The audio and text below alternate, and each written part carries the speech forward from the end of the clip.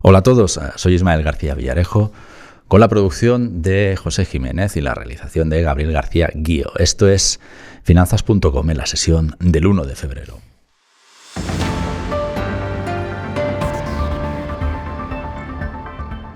Inversores, bienvenidos. Aurelio y yo os estábamos esperando. Aurelio, bienvenido al centro de noticias de Finanzas.com. Muchísimas gracias. Aurelio García del Barrio es director del Global MBA en el Instituto de Estudios Bursátiles, el IEB.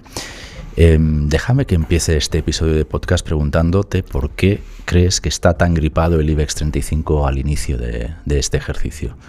Bueno, tenemos que, si ponemos un poco las cosas en perspectiva, cerramos el año 2021 con un beneficio de un 7-9%, muy por debajo de otras bolsas europeas y de la media de las bolsas europeas. Por ejemplo, por citar el Eurostock, ganó más de un 20% cuando había sido una de las bolsas más castigadas, de las tres más castigadas durante el 2020, durante la pandemia, ¿no?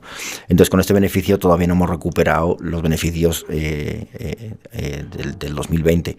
En ese sentido, hemos empezado 2022 con una caída de un 1.6%, y hay varias razones, porque si miramos los fundamentales de las compañías, en líneas generales, a lo mejor quitando 2-3 valores del selectivo, diría que pueden tener por su tipología de negocio una situación un pelín más complicada, pero los fundamentales de compañías son buenos, ¿no? Entonces yo creo que habría que fijarse en una serie de aspectos, y serían, pues la crisis geopolítica entre Rusia y Ucrania es un factor de riesgo y de volatilidad, precio del petróleo 3/4 de lo mismo, y después los potenciales subidas de tipos, más que probablemente la FED subirá tipos en el mes de marzo. Banco de Inglaterra también va a subir tipos 25 puntos básicos, y veremos qué ocurre con Europa, si bien es un escenario que se ve más lejos, ¿no? Yo creo que esa combinación hace que la situación no sea la más atractiva para los inversores en este momento. Aurelio, me gustaría incidir en los puntos que nos has comentado. Resumo: FED, crisis de Ucrania y inflación, tipos de interés y demás. Empezamos por la FED, si te parece. Perfecto. Que es un poco los últimos datos que tenemos sobre la mesa, aunque el BCE lo tenemos también este jueves, como sabes. Pero vamos por orden. ¿Esperamos movimientos más agresivos de la FED en los próximos meses, o crees que ya hemos tocado techo con su discurso de dureza? No, yo creo que claramente, vamos a ver, la situación de Estados Unidos es muy distinta a la situación europea. En Estados Unidos están en pleno empleo, técnicamente cuando estás por debajo del 5% en tasa de desempleo, estás técnicamente en pleno empleo. Ellos están en un 3.8, la FED está esperando a tocar el 3.5, que esperan que para marzo estén ya en ese 3.5. Su inflación subyacente está a niveles del 2%. No tan cierto recalentamiento de la economía, pero con ese escenario yo creo que la normalización de política monetaria entra dentro de cualquier parámetro lógico, ¿no? Entonces esa subida de tipos, no creo que haya extrañado a nadie el anuncio por parte de la FED, ¿no? El tornarse más hawkish que esa posición dovish que ha tenido hasta ahora, especialmente por las dos últimas crisis, la de Lehman Brothers del 2008, como sabemos, y después la de la pandemia de la COVID-19. Entonces yo creo que le llega el momento, por los datos macros que tiene, especialmente estos dos, de que pueden normalizar la política monetaria y por lo tanto subir tipos. La velocidad con la que lo haga, esa es la gran cuestión, ¿no? En principio yo creo que 3 tipos este año va a haber seguro. Hay voces que hablan hasta de 5, a lo mejor nos quedamos en 4, veremos, pero yo creo que mínimo 3 subidas de tipos progresivas van a producirse en el 2022. Y me parece, como te comento, que es perfectamente normal esa normalización de política monetaria dentro de Estados Unidos. Vamos al BCE, este jueves hay reunión, no esperamos sorpresas ahí, pero también es verdad que el último dato, por ejemplo, de inflación en España es del 6%. ¿Es correcta o desde un punto de vista de mercado? O sea, empezábamos hablando del IBEX gripado, ¿no? Pero este ver y esperar no está perjudicando más que creando beneficios. Yo creo que en Europa no, porque como comentaba, la situación en Europa es muy diferente a Estados Unidos. Para empezar, claro, de Europa estamos hablando de muchísimos países miembros y cada uno tiene también su idiosincrasia. No es lo mismo hablar de la Europa del Norte que la Europa del Sur, la Europa periférica. Y ahora ahondaremos un poco en lo que comentabas, Ismael, de España. Pero bueno, por ponerlo en perspectiva, cifras de Europa, bueno, pues la inflación en Europa espera cerrar este año con 1.6%, con un desempleo de un 7% y un déficit de un 3.9% de media, ¿no? Entonces, claro, dentro de esos parámetros, los países, pues unos están por encima, otros por debajo, etcétera, etcétera. Lo que diría respecto a la posición del BCE es que no ven ese recalentamiento económico y yo creo tampoco, como algo que sea perdurable en el tiempo. O sea, probablemente veamos que la inflación se suaviza a mediados de año, entre el segundo y el primer trimestre del año. No creo que se convierta en estructural, siempre y cuando no se repercuta a salarios, que eso sí obviamente daría pie a que esa inflación se convierta en estructural y sería más complicada. Y por lo tanto, todavía persiguen mantener esa posición de una inflación simétrica del 2%. Si este año la expectativa es cerrar 1.6, como inflación media, se está lejos de ese 2% todavía, son 4 décimas para llegar a ese 2%.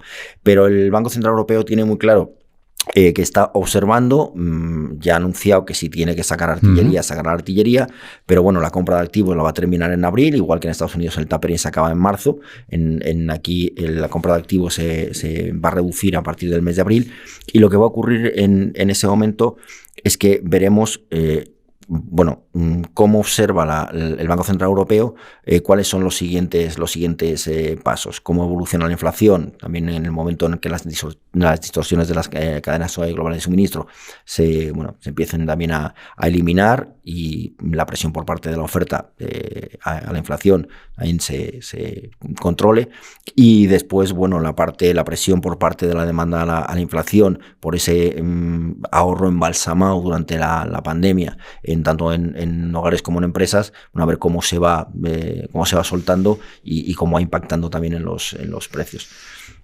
Pero, como decía, yo creo que la postura del Banco Central Europeo es permitir que las economías se recuperen. Entonces, que quizá hayamos utilizado los bancos centrales, todos en general, no solo el BCE, para algo que no es su función, que durante la crisis del 2008 primero y después durante la pandemia, que ha sido los que han sostenido el crecimiento económico y los que han permitido que la economía no se viniera abajo. Pero el BCE tiene muy claro que va a seguir en esa postura.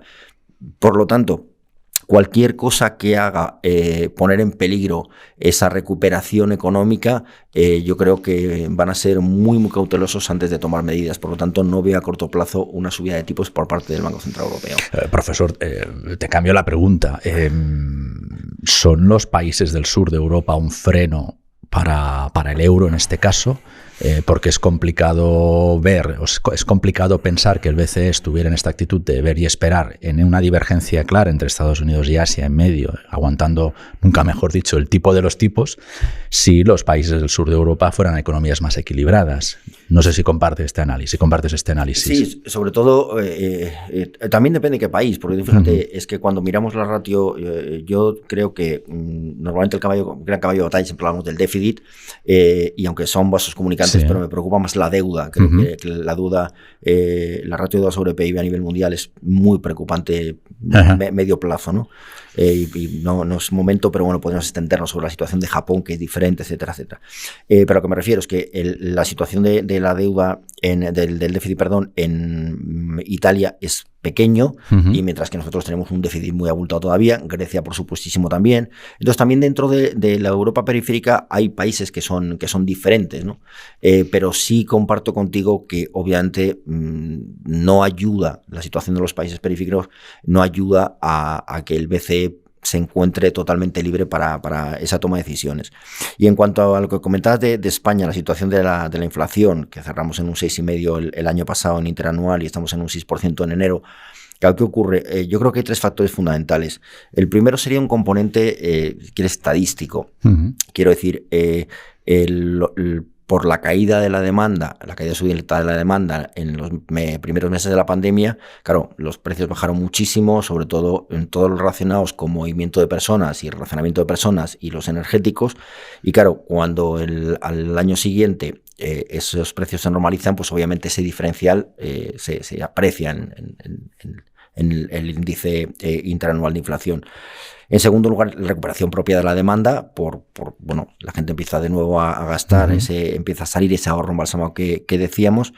Y en tercer lugar, obviamente, por la situación de precios de la electricidad, ¿no? Precios de los energéticos, especialmente el precio del gas con su incidencia en la electricidad, claro, sobre todo por el protocolo que tiene la Unión Europea para el cálculo de los precios en el mercado mayorista, ¿no? Aurelio, te preocupa más la deuda que el déficit, pero también es verdad que hay quien está haciendo sonar alarmas sobre déficits estructurales que nos pueden llevar a una nueva crisis de prima de riesgos. No sé si este análisis también lo compartes. Sí. Sí, sin duda. Además, claro, la prima de riesgo, tenemos que entender, hoy por hoy no me preocupa la prima de riesgo como tal, ¿no? Pero claro, un incremento de la prima de riesgo sabemos que es lo que a que nos lleva. Obviamente, al haber más riesgo, los inversores extranjeros, la inversión extranjera va a decaer, con lo cual habría menos dinero para gastar internamente, potencialmente puede crear más desempleo, las empresas ante una situación de incertidumbre y de volatilidad, pues no contraten gente, y si la gente no tiene empleo o existe más desempleo, pues también incidiría en los aspectos fiscales de recaudación. Obviamente a la gente gastar menos por esa pérdida de empleo, sí, pues fomentaría el que hubiera menos recaudación impositiva, con lo cual no es una situación buena para nada, y es otro de los factores por lo que el Banco Central Europeo también mide muy mucho las políticas que va a poner en práctica cara al corto, incluso medio plazo. Estamos analizando por qué el IBEX está agripado. Aurelio, comentabas también que hay unos buenos fundamentales en las compañías, los resultados en la mayoría de ellas están siendo buenos, pero también es verdad que están comparando con un año malo. Sí. ¿Qué proyección vemos a futuro? Porque ya sí que desde los resultados que empiecen a llegar, no los que hacen referencia al 21, sino los que empezamos a conocer ya de los próximos trimestres, van a entrar a comparar con comparables serios, y ahí podemos empezar a llevarnos disgustos. ¿Cómo podemos proyectar un comportamiento del IBEX con este escenario más cuestionable sobre próximos resultados? Yo diría que ahí la barrera la tenemos en torno a los 8.840, 8.850 puntos, porque eso, si llegamos a ese nivel y lo mantenemos en el tiempo, evitaremos que potencialmente pudiéramos caer a los 8.100 o 8.000, donde estaríamos otra vez en una situación complicada, y nos daría ya autopista para llegar, el IBEX este año podría llegar en torno a los 10.000 puntos, incluso 10.100 puntos, si las cosas van, bueno, en un extremo, digamos, muy favorable, ¿no? Pero existe ese recorrido, es un recorrido real. O sea, como comentaba anteriormente, yo creo que los fundamentales de las compañías, por lo que hemos visto, aunque faltan muchas todavía por publicar en resultados, pero las expectativas son buenas, y analizando los fundamentales uno por uno, te diría que eso, como te decía, que menos 2-3 valores que, bueno, pueden ser un poco más complicados, pero el resto, los fundamentales de compañías son... Pero Aurelio, te pregunto más específicamente, permíteme que te repregunte, ¿crees que van a ser capaces de capear correctamente a la inflación, por ejemplo, sin trasladar a precios sus servicios y sus líneas de ingresos? Bueno, eso va a ser difícil porque ya estamos viendo cómo prácticamente todas las industrias están repercutiendo la inflación. Es verdad que muchísimas de ellas han aguantado y han sido sus márgenes quienes han absorbido el efecto inflacionista, pero ya hemos visto cómo está empezando. ¿Cómo podría impactar en las cotizaciones en modo general? Ya sé que siempre hay detalles, ¿eh? Sí, sería cuestión de, dependiendo de cada, más de cada empresa, diría de cada tipo vertical, ¿no? De cada tipo de industria, pero obviamente todo lo que está más relacionado con el consumidor, obviamente va a tener un impacto mayor que las que hablamos de bienes industriales, etcétera, etcétera.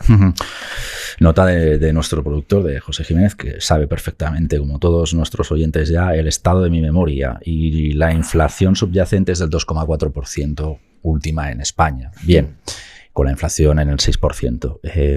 ¿Qué hacemos con la renta fija con estos niveles de...? de crecimiento. Es que, claro, la demanda de activos refugios por la crisis geopolítica de Rusia y Ucrania y esa, bueno, el intento de las bolsas de reordenarse no han frenado el aumento de las tires, ¿no? Y entonces, claro, no es buena noticia para la renta fija. La renta fija se enfrenta a dos problemas. Son unas tires altas, prolongadas, por un lado, y por otro lado, que los cupones o descuentos no son atractivos por el riesgo, ¿no? Entonces, a partir de aquí, con lo que decíamos anteriormente, bueno, subida de tipos de interés, la inflación presionada por la oferta y la demanda, etcétera, etcétera, pues no se ve que el recorrido de la renta fija a corto plazo sea muy halagüeño. En ese sentido, yo diría que habría que esperar a la hora de entrar en renta fija, habría que esperar a que las tires fueran más altas, sí, cuando hablamos de bonos soberanos, y cuando hablamos en términos de crédito, pues diría buscar compañías que tuvieran solventes y que tuvieran buenos fundamentales, y huir también de los high yields, o sea, no tocarlos para nada por la situación. Te interpreto, de 5 años para arriba, ¿no? Bueno, sí, no sabría ahora mismo ponerle plazo, pero desde luego corto plazo la renta fija a mí no me atrae ahora mismo, ¿no? Aurelio, aprovechando que eres un especialista en mercados emergentes, de hecho participas en nuestros foros, en los de la revista Inversión sobre mercados emergentes, quiero preguntarte también por una situación que nos comentabas al inicio, que es la de la crisis de Ucrania.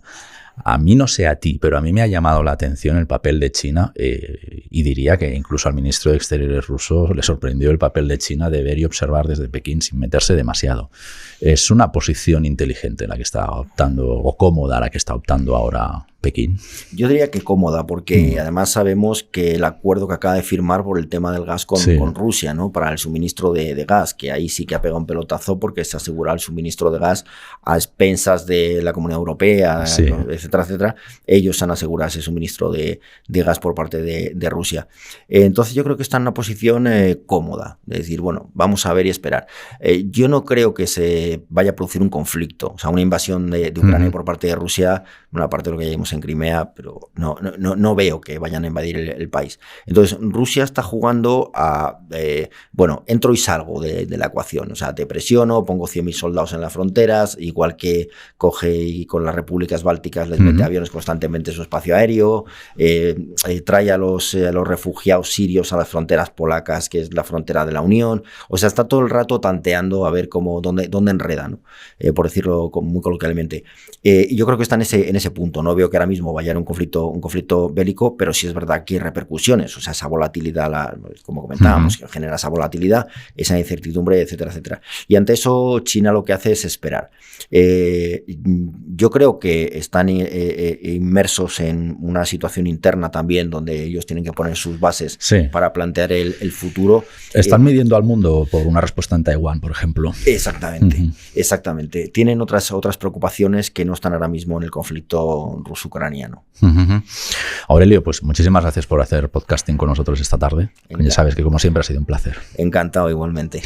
Y a vosotros, amigos inversores, mañana en la apertura de los mercados, Alejandro Ramírez. Gracias como siempre por el privilegio de vuestro tiempo y hasta la próxima.